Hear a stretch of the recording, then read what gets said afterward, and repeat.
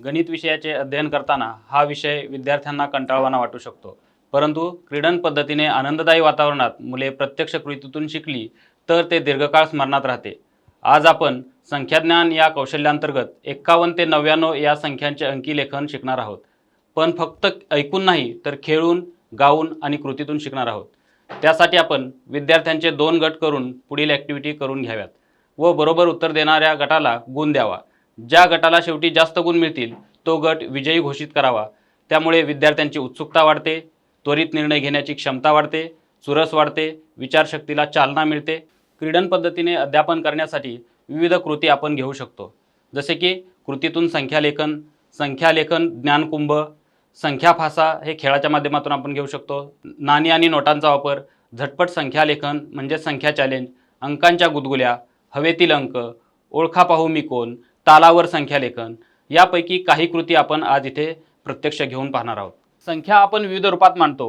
प्रत्येक रूपात मांडलेल्या संख्यांना लिहिता आले पाहिजे, जसे की 72 म्हणजे 7.2 एकक या स्वरूपात सुद्धा, तसेच 6.12 एकक अशीही लिहिता येते, तसेच 72 एकक अशीही आपण लिहू शकतो। या विविध स्वरूपामधल्या संख्या सांगितल्या तरी सुद्धा आपण विद्यार्थ्यांनी ती संख्या अचूक लिहिणं अपेक्षित आहे। या प्रत्येक स्वरूपात संख्या लिहिण्यासाठी घेऊया ओळखा पाहू मी कोण हा मजेशीर खेळ।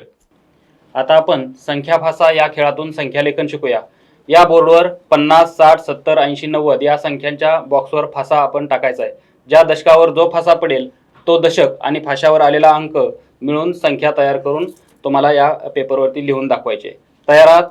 हां, कोण पहिल्यांदा फासा टाकणार? मी 55 संख्या लिहून दाखव। आता तू फासा टाक। 94 अरे वा, खूपच छान। आता आपण झटपट संख्या लेखन म्हणजे संख्या चॅलेंज ही ॲक्टिव्हिटी घेऊया। मी जी संख्या सांगेल ती तुम्ही कागदावरती लिहून दाखवायची आहे। जो विद्यार्थी पहिल्यांदा ही संख्या लिहून दाखवेल त्याला 1 गुण मिळेल। तयार आहात तुम्ही? पहिली संख्या आहे 73। हां, बरोबर संख्या अन्विताने पहिल्यांदा लिहिलेली आहे, 1 गुण अन्विताला। दुसरी संख्या आहे 62। हां, ही संख्या आदितीने बरोबर लिहिलेली आहे, 1 गुण आदितीला जातोय। या राऊंडचा 1 गुण अन्विता, 1 गुण आदिती। आता आपण तालावर संख्या लेखन ही ॲक्टिव्हिटी पाहणार आहोत। मी इथे टाळ्या आणि चुटक्यांचा वापर करणार आहे। टाळी म्हणजे दशक आणि चुटकी म्हणजे एकक आहे। जेवढ्या टाळ्या आणि चुटक्या वाजतील त्याची संख्या तयार करून कागदावरती लिहून दाखवायची आहे। रेडी?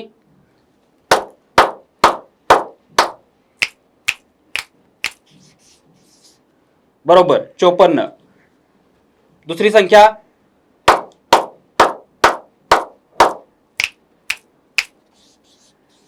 63। Very good.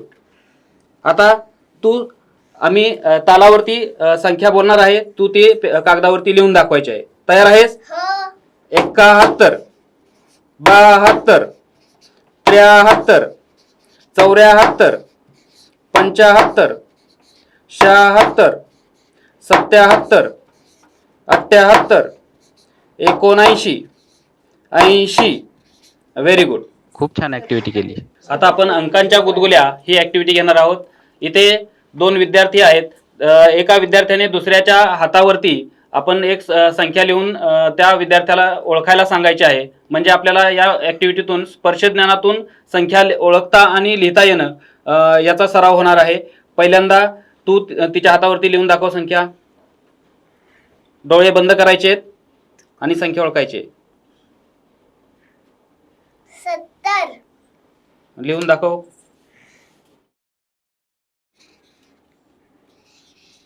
बरोबर। आता तू तिच्या हातावरती लिहून दाखव। डोळे बंद कर। 65 व्हेरी गुड, लिहून दाखव। शाबास, खूपच छान। प्रत्येक विद्यार्थी वेगवेगळ्या माध्यमातून शिकत असतो। स्पर्शाच्या माध्यमातून दिव्यांग विद्यार्थी चांगल्या प्रकारे शिकू शकतात। काही सामान्य विद्यार्थी सुद्धा 3 व 6 मध्ये बऱ्याच वेळा गोंधळ करतात। स्पर्शाच्या माध्यमातून 3 व 6 या अंकांच्या लेखनाची दिशा चांगल्या प्रकारे समजण्यास मदत होते।